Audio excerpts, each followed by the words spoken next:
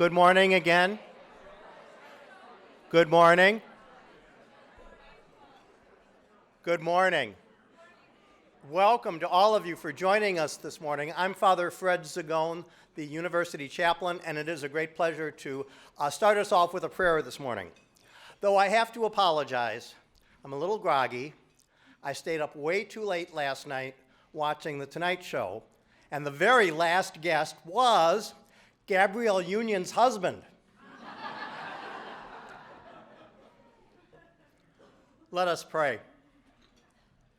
As we mark the 50th anniversary of the Education Amendments Act of 1972, Title IX, we pray for all the women who have joined in school pride and school spirit through athletics.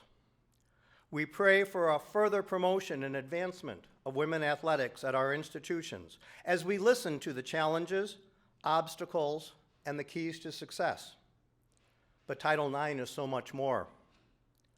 We call upon our students and our entire campus community to open their hearts and minds, to be fair and responsive as we work to build awareness, action, and social change towards issues of discrimination and violence on college campuses. This morning we unite together that someone will leave here feeling encouraged and empowered to stand up and speak out on these issues. We ask God to bless our gathering as we thank God for the many gifts that we've received. A special blessing on our guests this morning, Big East Commissioner Val Ackerman, and our panelists. And we ask all of these things through Christ our Lord. Amen. And now I welcome to the stage Sarah Bobert, Executive Associate Athletic Director for Internal Operations and Senior Women Administrator.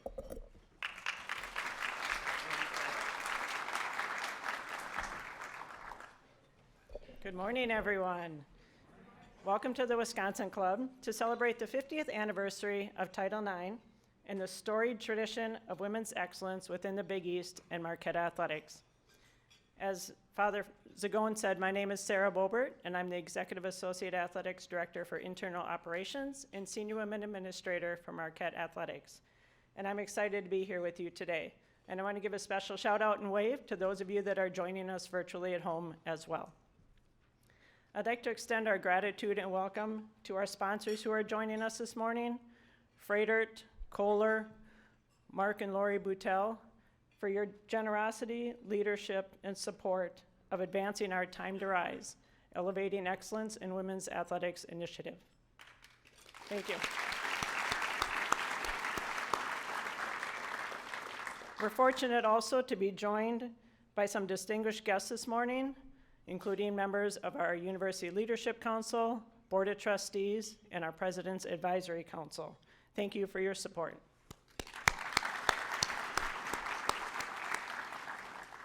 On a personal note, I am thankful for Title IX, which has had a profound impact on my life as well, allowing me the opportunities that I have had to work in sports, especially a long career in athletics administration. Additionally, my daughter Bailey has recently begun a career in athletics, currently serving as an assistant athletic trainer, physical therapist for the football team at Temple University. A female working in this role with a football team is not something that would have been possible until recently.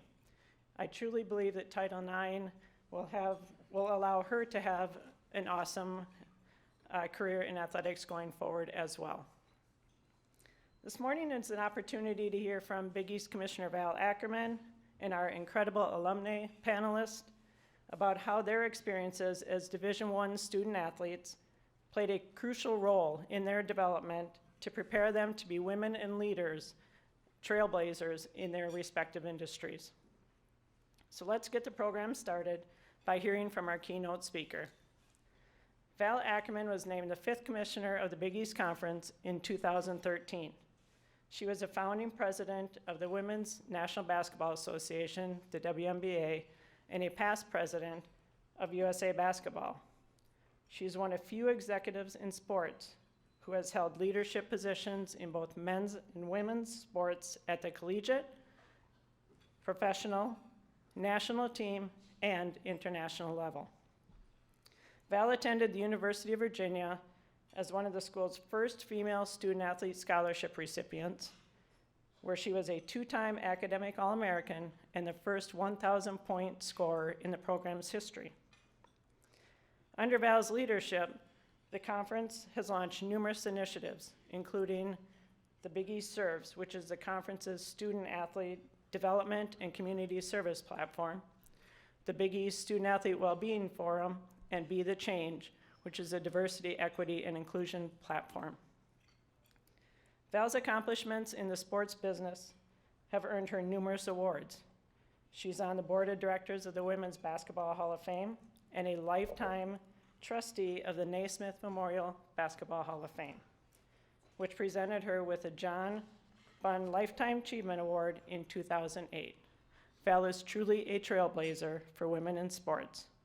And now, please join me in welcoming to the podium Val Ackerman, Commissioner of the Big East Conference.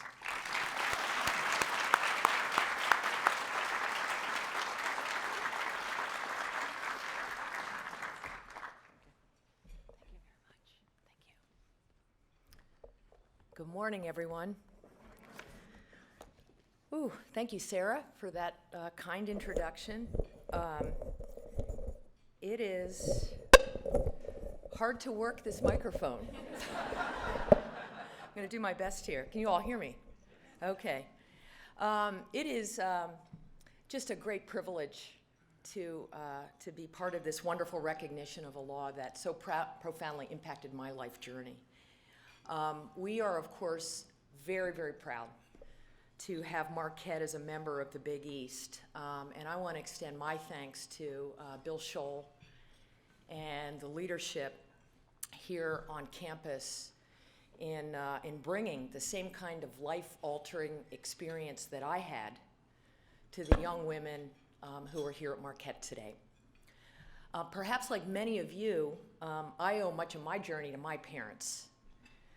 My mother, Barbara, a very strong woman, was the youngest child of an immigrant family. My grandparents traveled to the United States in the early 1900s from what was then called Czechoslovakia in search of a better life here in the new world of America. My mom inherited, I can attest, a very intense work ethic from them, and she in turn passed that and many other values along to my younger brother George and me. My father Randy was my other guiding light. He was an educator by trade at the high school level. He was an accomplished athlete, a very devoted dad, and a role model for me in so many ways. He taught me and my brother how to play basketball, many other sports, and instilled in us the importance of being a good sport, a good teammate, and a good person. It didn't matter that I was a girl. When it came to the pursuit of dreams, my mom and my dad treated my brother and me exactly the same. In the 1970s, my dad became the athletic director at the high school in our town in New Jersey, and while there, helped build the fledgling girls' sports programs. He was able to do that for the same reason that I was able to later earn a scholarship, as Sarah mentioned, to the University of Virginia, the same reason that I was able to become a lawyer and ultimately work in the sports industry, the same reason that we now have the WNBA and women's pro soccer and other elite platforms for women here in America, something that we're all here today, and what a great turnout this is, to celebrate a law passed 50 years ago, Title IX. Today I was asked to share some words about what this law has done in the last 50 years to change our country, and some brief thoughts about what we need to do in the years ahead to help this law fulfill its extraordinary potential. Growing up, I competed in swim meets at the community pool in my hometown, but organized sports opportunities were otherwise few and very far between for a tomboy like me. Some of the people in the room may remember that word that we don't use much anymore. So I had to make do with pickup games of all kinds, again with my dad and my brother and the other kids in the neighborhood. In junior high school, cheerleading was the only sport that was offered for girls. I dutifully tried out. That's the only sport there was. But I didn't make the squad. I was crushed. I can still remember the tryout cheer. I rehearsed it so many times in my bedroom mirror, in front of my bedroom mirror. Along the way, I was mesmerized by the athletes that I saw on TV, mostly men's pro athletes, including my favorite team, the Boston Celtics. Sorry to say that to you Bucks fans in the room here. I'm completely neutral today in terms of who I root for. I've learned. And the few women who did get airtime back in the day. Women like tennis icon Billie Jean King, who I later met in life. What a great thrill. Olympic figure skating champion Dorothy Hamill. Remember her great haircut? Gymnasts Olga Korbut, Nadia Comaneci. They had every young girl at that time going out doing back bends, in the backyard, trying to be like them. And why was that? Well, that was because tennis, skating, and gymnastics were really the only women's sports that you saw on TV 50 years ago. Visibility really matters. And as Billie Jean and others often say, you have to see it to be it. So I sometimes wonder, what would today's landscape look like if more girls of my generation had been exposed to more women in sports through the power of TV? Well, we can never fully know what might have happened, but we do know what did happen. In 1972, when I was 12 years old, just finishing up 7th grade, Title IX became law. Title IX is really 37 words in a larger law, and it mandated that equal opportunities for males and females in schools and educational programs that receive federal funds. That was the mandate. So for sports, that meant schools could no longer create teams only for boys. They had to establish teams for girls as well. To this day, it's the only law that protects gender equality in America. After Title IX was passed, I went on to play 3 sports in high school: field hockey, basketball, and outdoor track, a happy outcome. My dad, the AD, deserves at least some of the credit. But systemic change, as we know, doesn't happen overnight. I arrived at the University of Virginia in 1977, 5 years after Title IX was passed, and only 7 years after the school began accepting women in the College of Arts and Sciences. Exciting as it was for me to become a Cavalier, it was very hard not to see the inequities within the athletic department at that time. I was one of only 2 partial scholarship players my first year, because in those days, the women's basketball team at UVA had just 1 full scholarship for the entire team. And here's how it worked. I received tuition and fees, and a teammate, also from New Jersey, got room and board. So I got to go to class, and she got to eat. Our team didn't have much in the way of amenities. Concrete locker room floors, very unsnazzy uniforms, no pregame meals, no air travel. Every road trip was in a van driven by the coaches. That was very scary when you lost. They had to drive you home. And only a handful of fans at our games. My coach, Debbie Ryan, actually had to fight to get us sports bras. Providing that modest amenity hadn't even crossed the minds of male administrators back in the day. We women here today probably can't even imagine working out and sweating in our regular bras. But Coach Ryan was literally working to support us. Thank you, Coach. But that was all pretty standard, actually, for women's college sports teams at the time. And still, my experience paralleled an incredible story of progress in our country. In 1972, before Title IX, only 300,000 women and girls played high school or college sports here in the U.S. Today, that number has increased more than tenfold to roughly 3.5 million. The percentage of girls participating in high school sports has risen from 3% to 43%.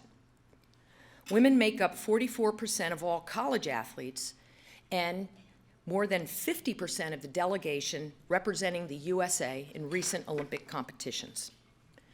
At the Big East Conference, 12 of the 22 sports that we sponsor are women's sports, representing 2,600 incredible athletes across 104 teams from our 11 schools. Here at Marquette, you have your own Title IX heroes in superwomen like Tat Shiley, Marquette's first coordinator of women's athletics and the first coach of your volleyball and women's basketball programs.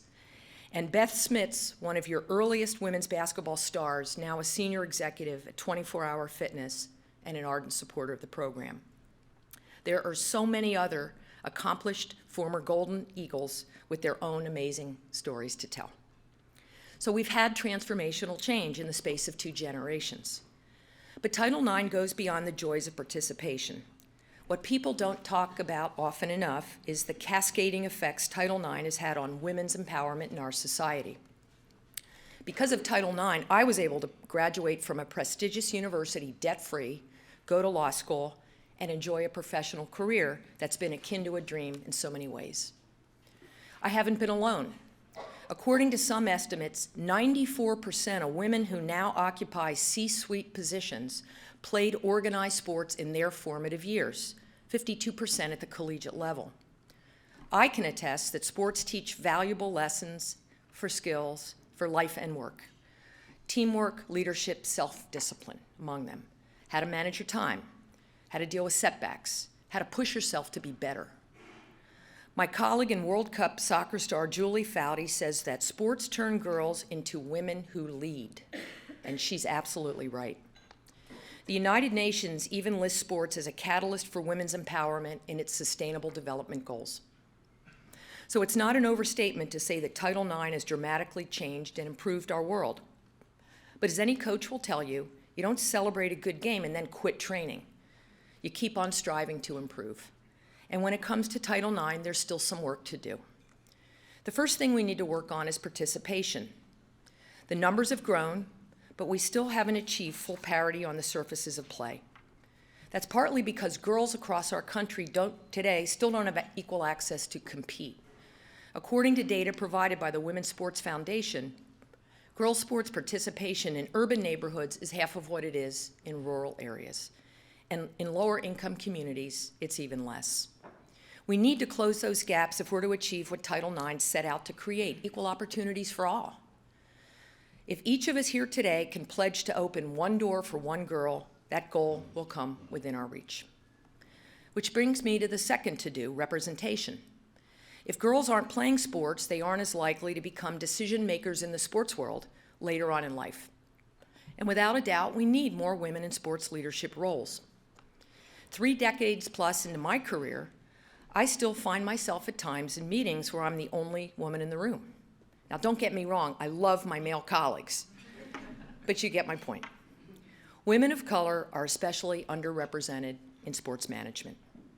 And it isn't just about optics.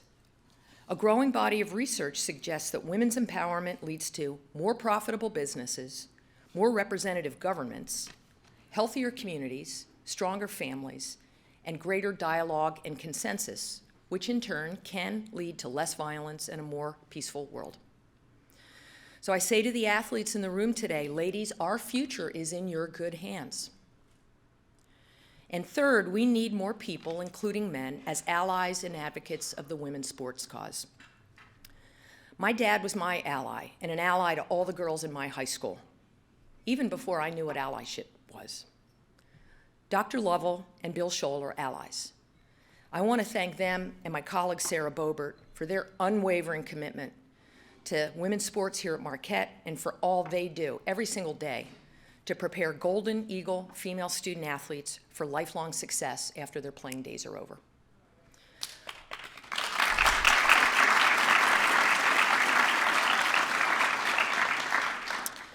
Longtime NBA Commissioner David Stern wasn't just a boss and mentor to me. He was a powerful ally.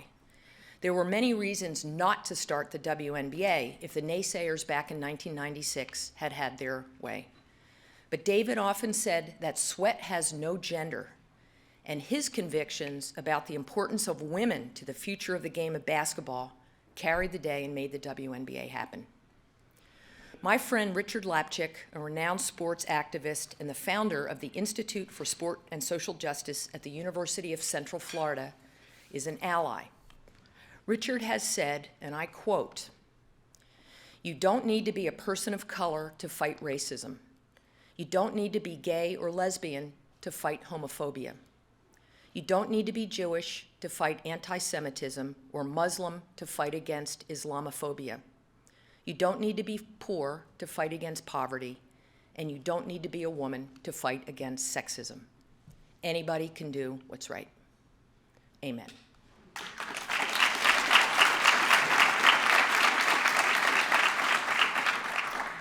U.S. Senator Birch Bayh of Indiana, one of the authors of Title IX, was also an ally. In fact, he often credited his wife, Marvella, for pushing him to support the equality fight. When he introduced Title IX on the Senate floor in 1972, Senator Bayh acknowledged that it wasn't a panacea or a magic bullet. He called the legislation, quote, an important first step in the effort to provide for the women of America something that is rightfully theirs, an equal chance to attend the schools of their choice, to develop the skills they want, and to apply those skills with the knowledge that they will have a fair chance to secure the jobs of their choice with equal pay for equal work, close quote. Birch was right. Title IX wasn't a panacea. It was a path. And now it's our job to continue to clear it, to widen it, and to make sure that the girls and the women of tomorrow have a fair chance to travel down it freely as their life journeys unfold. Good luck to all the young women in the audience today. Thanks again to this great university for having me, and go Golden Eagles.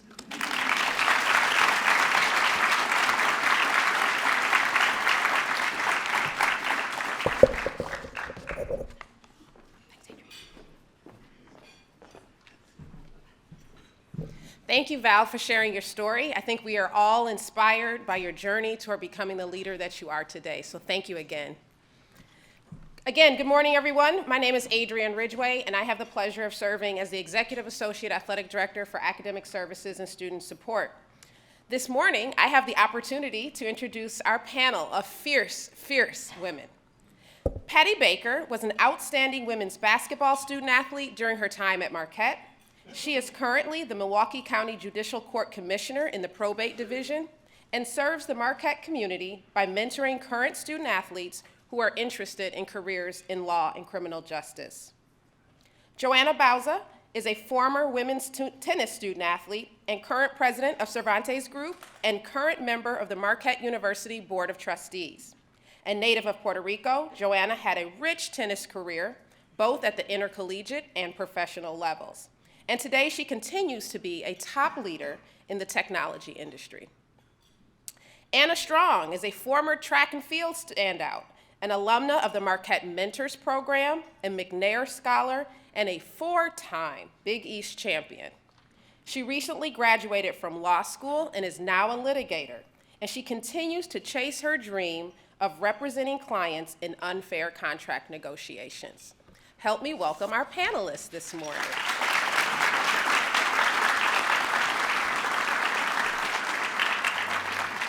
This panel discussion today will be moderated by current women's basketball student athlete, Chloe Murata.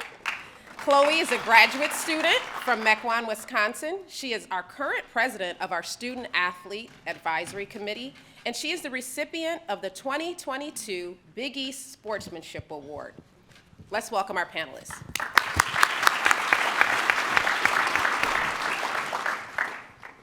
Awesome. Well, it's so great to have you guys here. Thank you so much again. We're all so excited to hear from you. So I just wanted to start with just an overall broad question. And Patty, I'll start with you first. How did Marquette Athletics prepare you for your future career?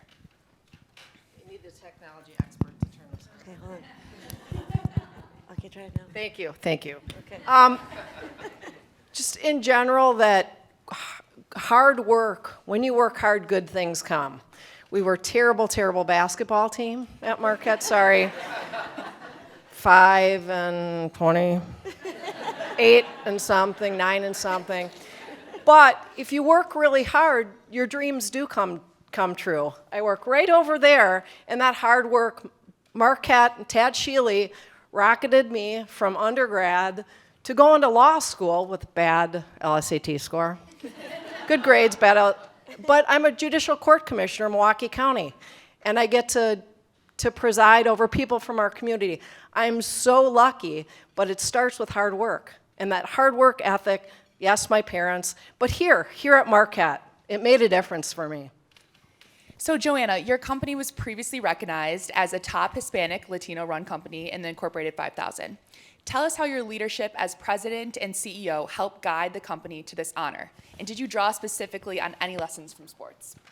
Well, I have to say, I always relate everything to sports. I could be in a business meeting and we have to attack a problem, the client won't answer or something. I'll be like, well, listen, there was this tennis match. Everyone, oh, not again.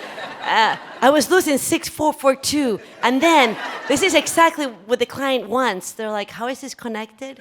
But I think in business and sports, very, very connected. You know, you have to learn how to work with a team. You have to look out for each other. You have to have someone with a vision and clarity. So I think that overall, sports really paved the way for us to grow. And I can't even believe the recognitions we got in our business coming back from 2004. And it's from that hard work, all working together, that made a difference.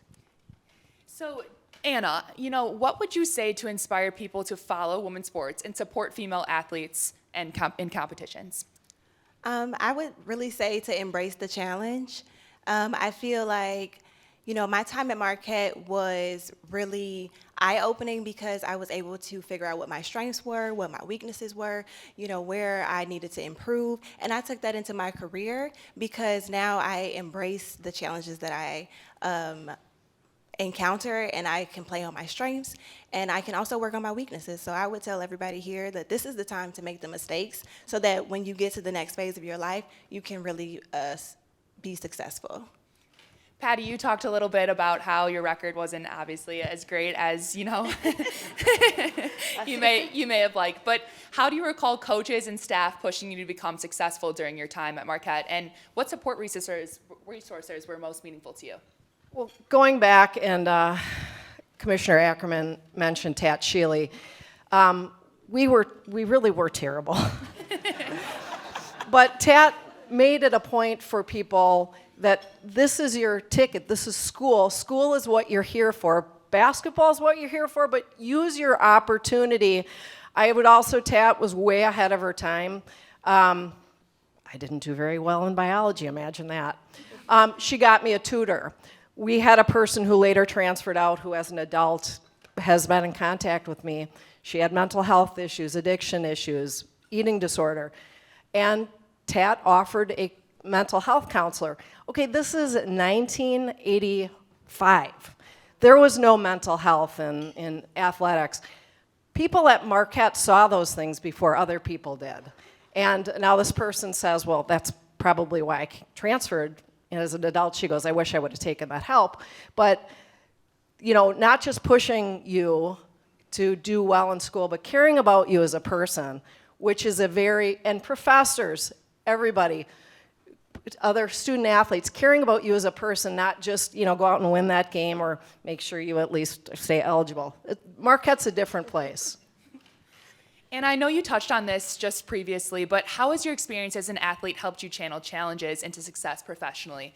You're a 4-time Big East champion, so I know that this has led you, you know, to some of the challenges today. Yeah, I think that people think that, you know, track is such an individual type of sport, and in some respects it is, but honestly, you know, you have to work to create that team aspect with track and field. And so I think that kind of translates into modern day networking, where in the professional setting, I'm building a team of people who encourage me and I encourage them, and we help each other succeed. And also, I think being a Black woman at a predominantly white institution, like now that I am in the field of law, which is predominantly, you know, dominated by white males, that's also something that I learned to deal with, something that I figured out, how do I fit into this space? How do I make my voice heard? And how do I make a difference? And so now in my career, I'm trying to do that for other people who also struggle with that. As you all reflect on your own experiences, what would you say to inspire people to follow women's sports and support female student athletes in competitions, as I mentioned? I think that nowadays the gap is becoming smaller, but we still can lead the difference by involving ourselves in going to watch other women's sport. I think that as we become closer and closer, we can make a difference. And I see that for example, in tennis, like you were saying with Billie Jean King, she's paved the way. And if we do that with in any other institution, in every other place, and Marquette has had such an amazing opportunity just offering different areas for other players to come in. So I think that like Bill Shaw and Mike and Sarah and everyone in our team, they really make a difference that every player, every athlete in Marquette can leave a footprint for others to follow. Patty, thanks to your experience as a female student athlete, how are you opening doors now for women in your industry? Well, I'd say I have an open door. If anybody, young men, young women, are you interested in becoming a lawyer or coming and watching, some of my hearings are closed, but coming and watching the things that are open to the public, mentoring, shadowing, and if my area isn't the area you want, I can find somebody. One of my colleagues, Judge Jean Kais, was here. She's in homicide sexual assault court. If people are interested in being criminal justice, the district attorney, probation officer, you can go and shadow people, and those doors are open. I also know other professionals. My spouse is an engineer.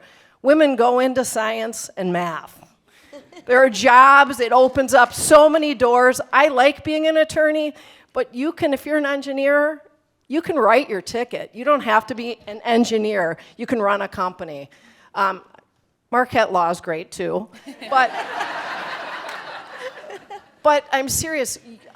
Those opportunities, science and math, over here, and theater. So I had a conversation with Joanna's daughter. Brilliant. So just, I'm willing to help people see other areas, just someone will give you my email. So what are 1 to 2 lessons from sports do you continue to apply to your life, work, or leadership style? Anyone can answer. One of the things that one of my coaches told me was not to dwell on my worst race, but also not to dwell on my best race, because you kind of defeat yourself before you get a chance to get back out there. And you also become complacent with your best, and you feel like you don't have any room to grow.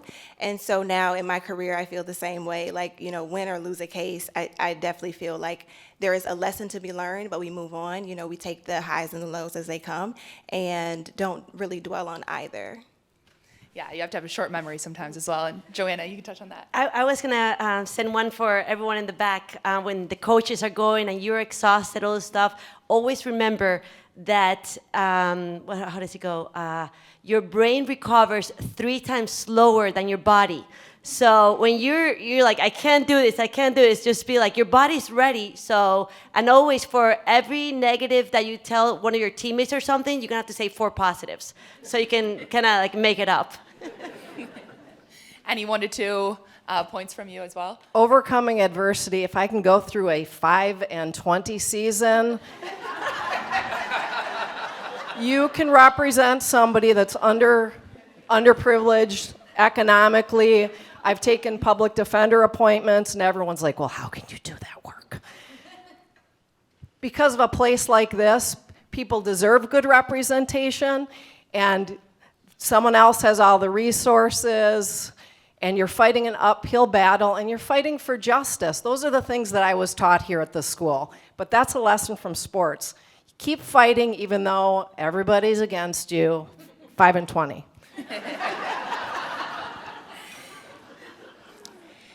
So, Joanna, knowing you as a role model for many, what would you say about the value of representation in business? And what is your advice to aspiring female leaders and entrepreneurs? So I love law. I never had the opportunity, and maybe in the future. But in business, You can do it. Well, we weren't that good either in tennis when I played, so maybe I'm in the wrong one. But if you want to go in business and entrepreneurship, which is, I have to say, so rewarding, because every day you're talking to people, you're meeting new projects, you can go anywhere around the world. And even if you work for someone, you can still be an entrepreneur. You can still have an agenda. You can still say, I want to be able to make a difference and contribute in many parts. So if you're already in sports, you already are good in business, because that means you have determination, you have responsibility, and you have a winning ticket. So go for business and entrepreneurship. But yes, and very exciting for the new school, business school here. How would you say that the team aspect, especially in business too, has helped you from Marquette Athletics now to a team in the business world? Team is like track and field and tennis. I don't think there's any sport that's an individual sport. Every sport is part of a team. And when you're in business, what makes you successful is when it's not like you need to only talk to the CEO. No, you can talk to anyone in the company. You have to value every single person that's there. And same thing with your team. It doesn't matter if that person's the one who picks up the phone or the one who brings you $5 million. They're all people. And the more you get to know them, you can make a difference with them. So I really value what sports do. And it doesn't matter if you did sports to elementary, to professional, to Olympics. Sports can teach you so much, and it should be something that we continue to do for the rest of our lives. As you think about Title IX, what continued growth and progress do you hope to see over the next 50 years? Anna, I can start with you. I definitely hope to see more women in positions of power. I mean, more coaches, more staff. I think someone said that their daughter was working with the football team. Like, those are positions that I want to see more of us in. I also want to see women's sports teams celebrated and supported and encouraged in the same way that we support and encourage male sports. I want to see women's basketball, supported like I want to see male basketball supported. So that's the hope, I think. Patty, yeah. Just continued opportunities for girls and young women, because sports evens the playing field. It's the entry into the men's locker room. That's maybe not a good analogy, but it's the world that women never had. I have teammates. I have teammates for life. It's the sisterhood. People talk about the brotherhood. It's like once Title IX happened and the more opportunities and being able to talk to anybody, it just opens doors, and the more women and girls get involved, the more doors that are open. Again, evens the playing field. And what do you say about like kind of the networking process of that as well? Like you say, more girls get involved. How do you? What kind of advice do you have for that networking thing? Like putting your foot in the door, kind of. Talking, Yeah. which I like to do, but just talking about different people and their experiences, which are all different, and helping people have an opportunity. None of us got here alone. We got here with the help of teachers and parents and coaches.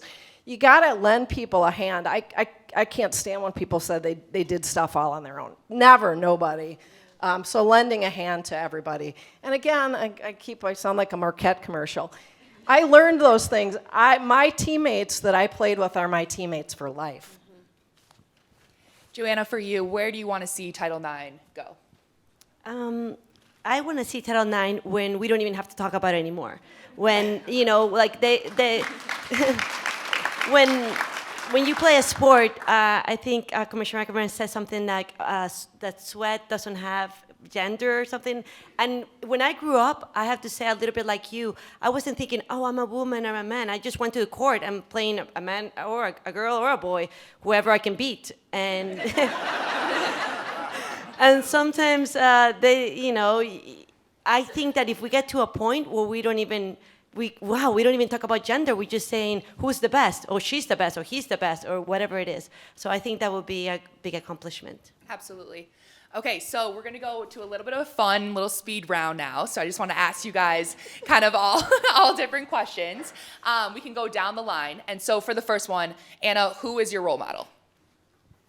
Sonia Sanchez. She is an author who writes in African American dialect, and so it makes other people understand what it feels like when we as African Americans step out into the world and kind of have to,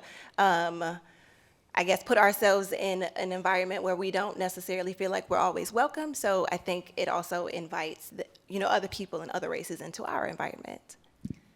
Patty, role model?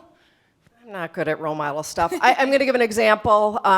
Coming here to Marquette, awkward, redheaded, skinny girl, super shy. One of my teammates, Linda Deering-Burbach, favorite teammate in the whole world, 2 years older than me, shepherded me here at Marquette, introduced me to people, made me feel comfortable, make me feel part of the team.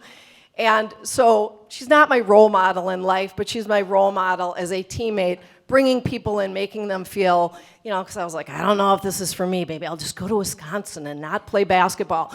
People like her encouraging you that this is a great place and we love you and we care about you. So she's not my role model in life, but she was my role model here at Marquette. I think a lot of us can attest to having that kind of teammate and you can look up to, the Serena Williams of the world, but to see somebody so close to you on your team is something really important as well.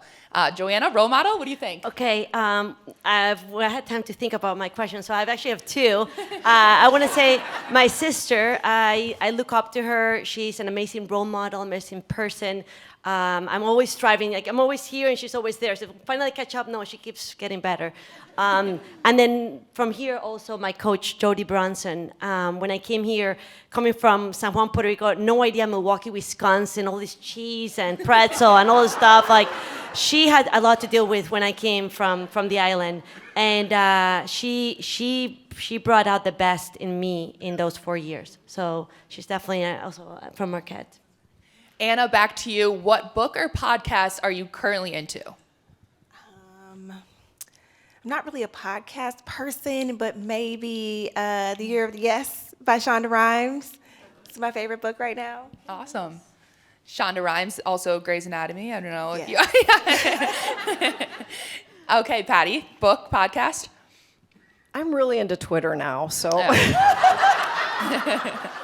I just go down and read articles, and I go down a rabbit hole, and go like this. And then when the Packers lose, I block all the Packers stuff, so I don't read about them, and then I unblock them. And so Twitter, it's Twitter for me. And then I'm going to share a book that for any of you girls that want to read, it's called The Leadership Challenge. And it just kind of brings leadership into 5 really easy concepts. And maybe I should check out Twitter too, like Patty recommended. Okay, who is your favorite female athlete? So we can maybe go this way now.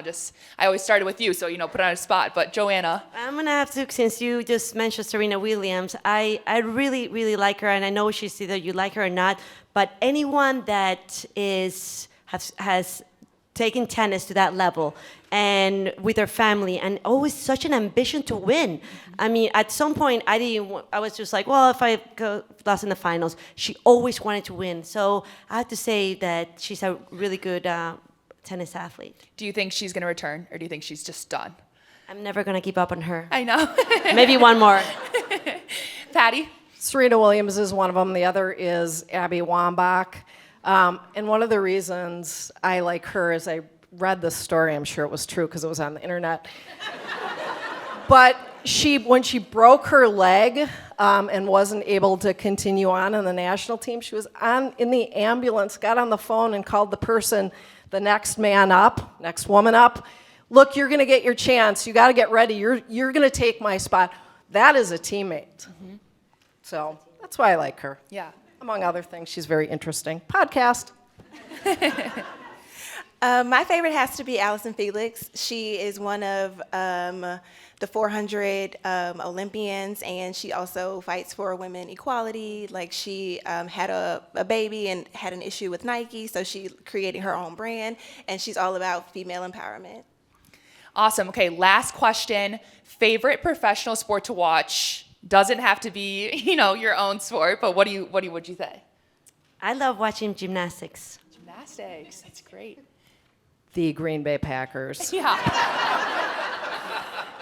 Sorry, Marquette basketball, both men and women. Some disclosure, we were on a call with Patty, and she answers, and the entire room in her basement is full with Packers. Oh, that's not in my basement. That's a regular room in the house.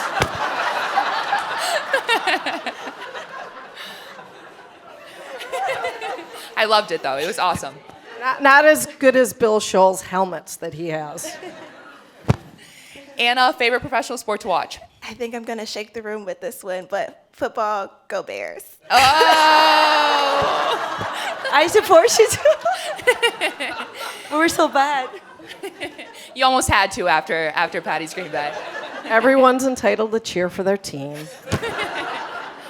Awesome. Well, I want to thank the three of you again for joining us this morning and sharing your journey from student athlete to female trailblazer.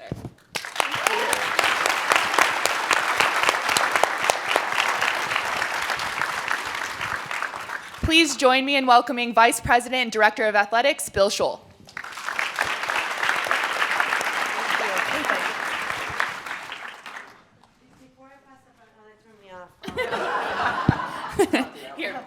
Before I pass it to Bill, I want to congratulate Bill and all his team and tell them that you guys are the ones who make a difference at Marquette. So grateful to be here with you and an honor to be part of Marquette. Thanks, Joanna. Just the way my mom asked you to say that. Yeah. Great job. Great job. All right, now I'm not sure which microphone to use. Is this one working?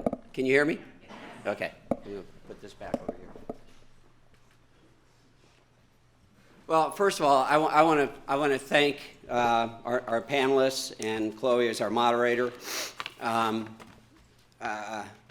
As you can tell, our student athletes and former student athletes have a little bit of energy, a little bit of personality. I've sat through a lot of panels, and that was absolutely phenomenal. So thank you guys.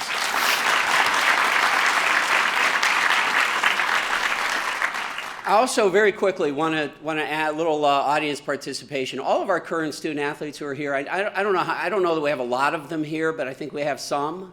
Do we have some current student athletes with us, or are you all in class? Stand up, stand up, stand up and be seen.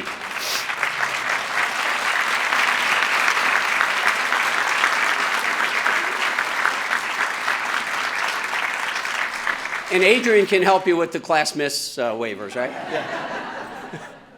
And all of our former student athletes who are here as well. Please stand up.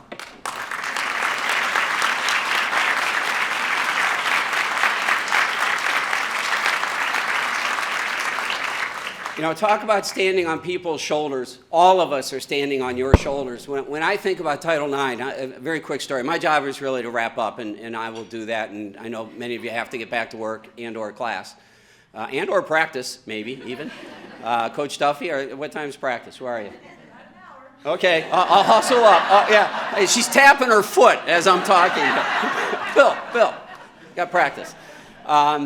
You know, 5 years ago, I actually sat on a very similar panel at our Sports Law Institute here on campus, which, by the way, is one of the nation's strongest and best programs. Patty, talking about our law school, but our sports law program is unbelievable. And I was on a panel 5 years ago talking about the 45th anniversary of Title IX. And it was very cool, and a lot of people had a lot to say, and a lot talked about their early days and how hard it was. And we had a then current volleyball player who was on the panel, and she went last. And she was almost giddy. It was really interesting to watch. She first of all thanked all of the older women in the group who had paved the way. And she said, you know, I just have to tell you, I haven't experienced any of what you're talking about. She said, I played 5 sports when I was a kid, and those sports were always there. And I just assumed they were always there. She said, I didn't realize there was an issue. And then she talked about the phenomenal experience she had as a volleyball player here. Those of you who are aware, we have a very, very strong volleyball program. 18th in the country, by the way, right now. But I have to tell you, I knew then, and I certainly know now, as everybody said, there is a lot more to do. And this is one of those things you just can't ever take your foot off the gas. And I certainly understand that. But I have to tell you, it was very heartwarming to listen to her talk about it really drove home for me how far we've come. When I was in high school, our high school, and I'm a little bit older than Val, but our high school had one women's program. In fact, we had a golfer, a woman on our boys' team. By the way, she was the best golfer on the team, but she was playing with the boys because we had no women's team. And to think that in a generation or two we've come that far, and you think about, boy, where are we going to be in another generation or two if we keep this going? It was very exciting. Val, we can't thank you enough for taking time. I know what your schedule looks like. I was shocked when I called you to ask if you could do it, and you said yes. You are absolutely one of the legends, one of the pioneers. I don't know that I've ever personally met a stronger advocate for women's athletics than you. And by the way, I also see you advocate for men student athletes as well. I mean, your job obviously requires it all. But now, after hearing you talk this morning, I wonder how different would the world be today if you had made that cheerleading team? Thank goodness you didn't make that team. Seriously, I hope you all understand. We have one of the icons in sports sitting here with us today. I want to reemphasize the first president of the WNBA. I mean, think about that. That's big time. So thank you very much. I'll close out with just a couple of things very quickly. First of all, you see the Time to Rise. We have launched a program designed to provide more support for our NCAA women's programs, and there's more information, I think, in your programs. I certainly encourage all of you to do what you can to help us get there. There should be no inequity between our men's and women's programs, and in many ways, I think we're there. In some other ways, we're not. And at the end of the day, resources matter. And if you all can help us build that resource pie, that's certainly going to help us accomplish our goal. I will leave you with one thought. There's a lot of ways you can help. There's a lot of ways many of you have already done things. And what Val's done is nothing short of amazing. And there are a lot of people sitting in this room who are very, very supportive of our athletics program, our university, and specifically our women's athletes. But I want to leave you with a very simple directive. And, I get people asking me all the time, what can I do to help? Well, I'm going to tell you a really simple one. Come to our games. I can't tell you how often I've been, and it doesn't go for this group because we have so many people here who I see at games, and I know you're there. But I've talked to groups like this, and I'll ask, how many of you seen our women's basketball team? And out of 200 people, there might be one hand go up. And it's like, well, nothing could support our kids more than for you to show up at games and bring friends and bring kids and help us build a fan base. First of all, it's ridiculously cheap family entertainment. Sometimes it's even free. It is incredible family entertainment. You want role models for your sons and daughters. Our women, our female student athletes are off the charts in that regard.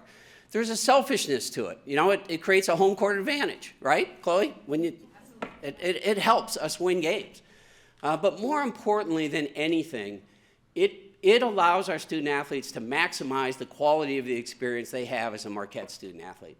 So we need your help in a lot of ways, but I really encourage you, and again, I know a lot of you are going to games, I really encourage you to come to our games. Right now our cross-country team, these are our women's programs, our cross-country team, our volleyball team, and our women's soccer team are all playing.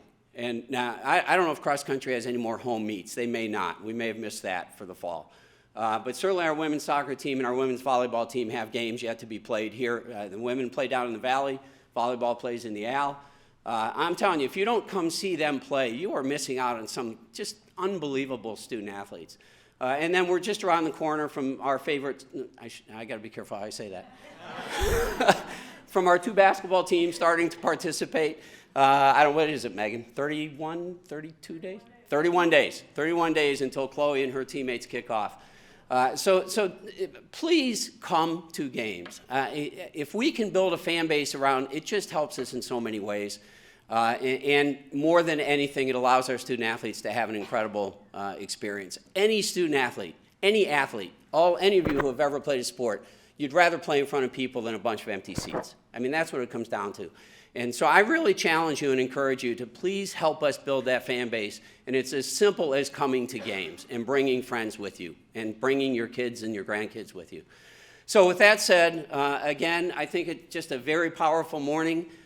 Sarah and all the others, Adrienne, all the people who helped put, I shouldn't have named names because I know I'm going to leave people out, but our advancement team, Grant and his group, have put this together. And I think it's been a very powerful morning. It's a privilege for me to be a part of Marquette Athletics. And to work with our student athletes like Chloe and all the others that stood up earlier. So thank you all for being here, and let's just end it with a "We are." Marquette. A little louder. We are. Marquette. right, thank you all for being here.